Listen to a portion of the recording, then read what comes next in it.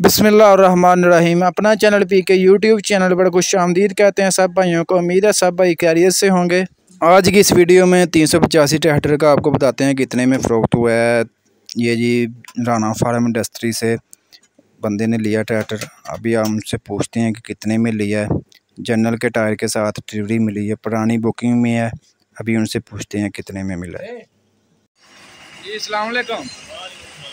किन्ने दा मिले भाई 385? 21 लाख का। 21 लाख का जनरल टायर जी? जनरल का टायर पुरानी बुकिंग है।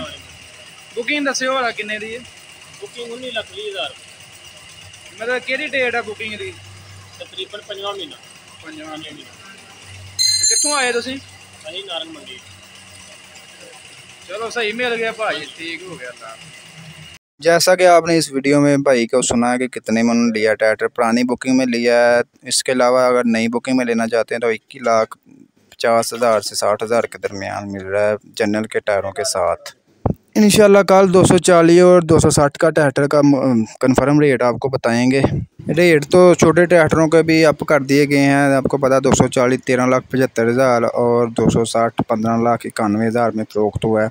अभी आपको ओन बताएंगे पीर वाले दिन इंशाल्लाह कितना इन दोनों पर लगा है ओन और शोरूम का क्या रेट निकलता है। तो मिलते हैं नेक्स्ट वीडियो में, तब तक हमें इजाज़त दें। खुदा हाफिज़।